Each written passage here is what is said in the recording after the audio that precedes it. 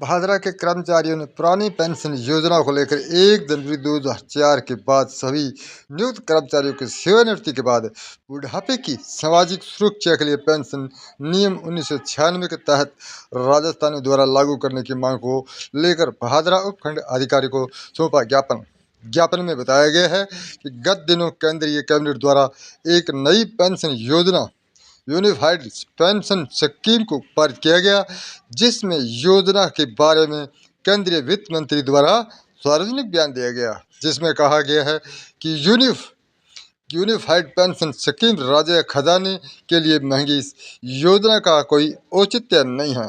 केंद्रीय कैबिनेट के फैसले के बाद राज्य सरकार की ओर से कोई स्पष्ट बयान नहीं आया है। आपको बता दें कि जिसमें ये राज्य कर्मचारी अंशकृत हो गए हैं, उन्होंने पुरानी पेंशन योजना को यथावत रखने की स्पष्ट स्वरूप रखने की राज्य सरकार से मांग की गई है। उन्होंने बताया गया है उनका कहना है कि नीति राज्य सरकार को अपनी नीति के बारे में साफ बयान देना चाहिए।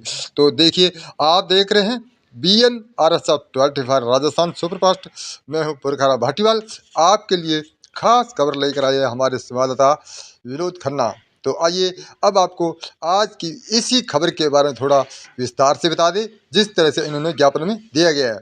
आपको बता दें, कर्मचारियों में पुरानी पेंशन बहाली को लेकर स्वाभिमान मार्च निकाला गया। उपखंड के अधिकारी को सौंपा ज्ञापन। हमारे संवाददाता विनोद खन्ना के अनुसार आज उपखंड अधिकारी भादरा को पुरानी बहाली पेंशन योजना आंदोलन की ओर से उपखंड अधिकारी को ज्ञापन सौंपा गया, जिसमें कहा गया है कि 1 जनवरी 2000 के बाद नियुक्त सभी कर्मचारी सेवानिवृत्ति के बाद बुढ़ापे की सामाजिक सुरक्षा के लिए पेंशन नियम 1996 के तहत राजस्थान में लागू सुविभाजित पुरानी पेंशन स्कीम ही चाहते हैं, इसे यथावत रखने की मांग करते हैं। महोदय, गत दिनों केंद्रीय कैबिनेट द्वारा एक नई पेंशन योजना यूनिफॉर्म पेंशन स्कीम को पारित किया गया है और ये योजना कर्मचारियों के लिए विकल्प के रूप में पेश की गई है। केंद्रीय वित्त मंत्री महोदय द्वारा ये सार्वजनिक बयान भी दिया गया है कि यह केंद्रीय कर्मचारियों पर लागू की जा रही है। राज्य सरकार चाहे तो यह यहाँ से लागू करे या न करे, क्योंकि वर्तमान में राजस्थान में पुरानी पेंशन स्कीम लागू है। इसके लिए यूनिफाइड पेंशन स्कीम राज्य खजाने के लिए महंगी योजना का कोई औचित्य नहीं है। केंद्रीय कैबिनेट के फैसले से बाद राज्य सरकार की ओर से कोई स्पष्ट बयान न आने से राज्य कर्मचारी अंशंकित हो गए हैं।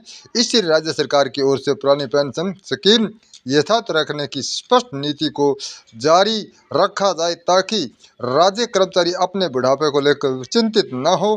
पुरानी पेंशन बहाली राष्ट्रीय की आंकलन समिति का स्पष्ट मत है कि फिलहाल राजस्थान में 2030 से 2032 तक पुरानी पेंशन स्कीम देने से राज्य खजाने पर कोई विशेष भार नहीं आएगा।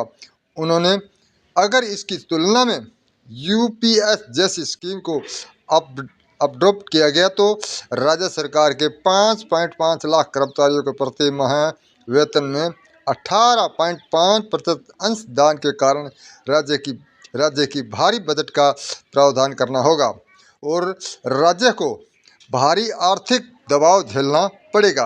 प्रतिवर्ष हजारों करोड़ रुपए अंशदान करना होता है, जबकि 2004 के बाद इसे कर्मचारियों को पुरानी पेंशन स्कीम देने से बहुत कम पेंशन बचत देना होगा।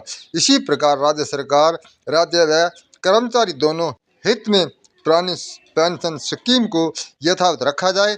और इस मौके पर सतीश कुमार राजकीय उच्च माध्यमिक विद्यालय गांधी बड़ी, राम प्रताप राजकीय उच्च माध्यमिक विद्यालय मोटसरा, मेघराज रघुवीर सिंह, मोहम्मद जहांगीर खान, CBO राममूर्ति स्वामी राजकीय उच्च माध्यमिक विद्यालय नेठाना, दलीप सिंह बलोदा राजकीय उच्च माध्यमिक विद्यालय जोगीवाला, मंजू छाप्रवाल राजकीय उच्च माध्यमिक विद्यालय डुंगराना, प्रियंका उच्च राजकीय उच्च माध्यमिक विद्यालय जिगाश्री छोटी, राजाराम उच्च प्राथमिक विद्यालय मुदुड़िया छोटा, रोहितास कुमार राजकीय उच्च प्राथमिक विद्यालय 4, MRN शीशपाल सिंह राजकीय उच्च माध्यमिक विद्यालय जोगीवाला, जितेंद्र सिंह राजकीय प्राथमिक उच्च माध्यमिक विद्यालय चक भोजासर श्रवण निवारण भादरा, राजकीय राजकुमार सुड्डा उच्च प्राचार्य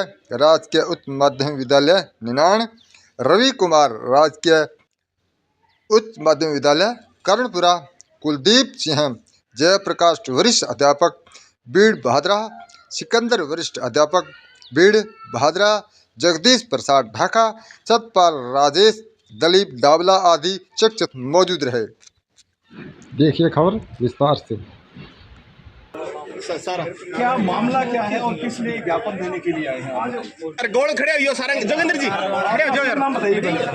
थोड़ा पीछे होइए। राममूर्ति शिक्षक संघ से NMOPS के बैनर तले आज किनसी जी है यहाँ पर OSD ऑफिस आ जाए, थोड़ा पीछे खींच दो। जो हाल ही में केंद्र सरकार ने कर्मचारियों की पेंशन व्यवस्था के साथ छेड़छाड़ी करते हुए और उनके हकों को मारने का प्रयास किया है, उसी के विरोध में पूरे राजस्थान में पिछली सरकार ने OPS लागू किया था। तो राजस्थान के कर्मचारी NMOPS के बैनर तले इकट्ठे होकर के ये चाहते हैं कि कर्मचारियों के बुढ़ापे का जो सहारा है उसकी पेंशन उसके साथ छेड़खानी ना की जाए।